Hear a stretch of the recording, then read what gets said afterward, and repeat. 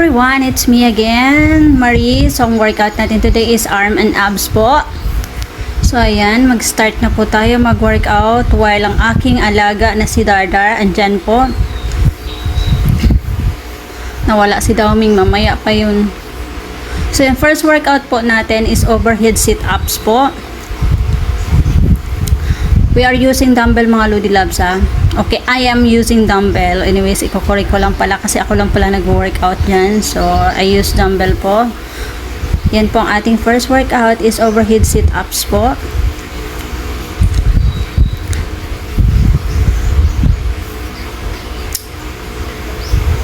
Ayan, gumamit na po ako. Kanina kung isa lang ginamit ko, parang nakulangan ako sa bigat niya. So, gumamit na ako ng dalawang dumbbell. The next po is bicep plus lateral raise po. Parang madali lang siya, pero pag tayo na pala ang gumawa is medyo may kahirapan naman. But anyways, okay lang naman. Kinaya naman po siya. Kaya at kakayanin pa.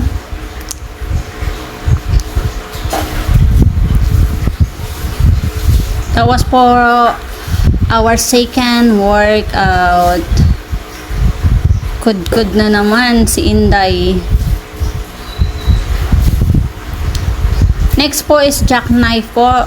As you can see mga Lodi Loves, gumamit na po ako dyan ng dalawang dumbbell. Ayan. Yung isa 3 pounds. Yung isa naman is tagti 10 pounds po yan. So, bale 20 plus yung 6 pounds. Plus, meron pa ako dyan sa kamay. Gumamit po ako ng sa kamay.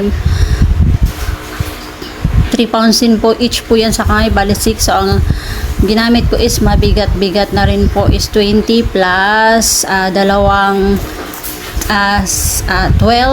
So, nasa 44. I don't know if I am correct. Correct me if I am wrong. The next po is frog set up plus press po. Ang aking Dardar, inaamoy ang aking dumbbell. Curious si Dardar. Ano kaya ito? Ano kaya itong ginagawa ng mami ko? So, that was our third workout. Frog sit up plus press workout po. Tina-target po natin muna dyan mga Lodi Loves is yung ating abs. Like what I said po, ang workout ko is abs and arm. Then next po, single leg raise plus press po. I'm still using 2 dumbbells pa rin po. So, bali 12 po yung ginagamit ko lahat. 3 sa magkabila ang kamay ko. Pati yung dumbbell is dalawang 3 din po. 3 pounds each po. So, ayan, continue workout lang po. Pwede mapagod.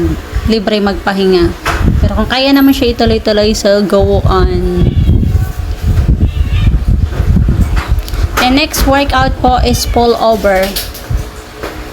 Pull over is my next workout.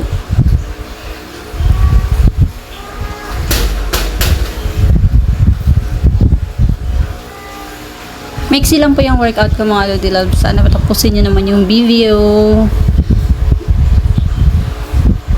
So, gumamit po ako dyan ng 10 pounds dumbbell po plus dalawang 33 pounds sa aking kamay.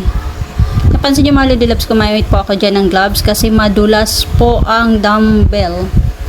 Lalo yung bakal madulas. So, next po is crossover tuck plus press na po. That was my next workout.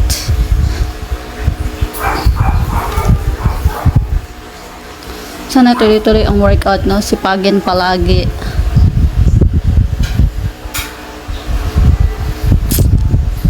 Kunting pagtitiis na lang is matatapos na rin. Next po is plank rotation. I'm still using dumbbell pa rin po. Kung napapansin nyo.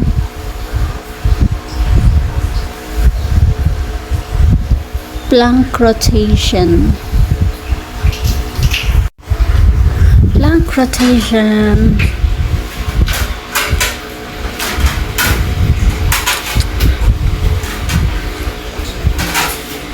Habang nagbo-voice over pa ako today, so ang akin namang family is nag-ready ng aming food. Then plank up and down plus row. Para ang dali lang tingnan. May kasama ng back yan mga Lodi Loves ha. Hindi lang arms ang tina-target. Pag rheumatic na yun, kasama yung back.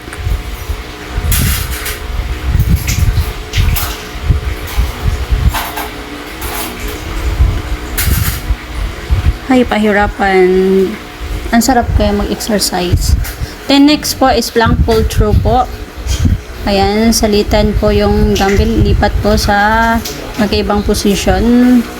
Ulitin lang po hanggang sa matapos po yung time limit po.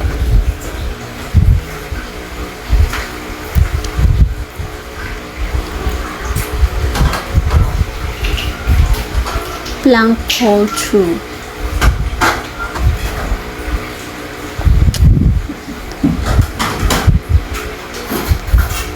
Yan, then yan, nag-aayos pa tayo ng dumbbell. So that was our last workout. Bye!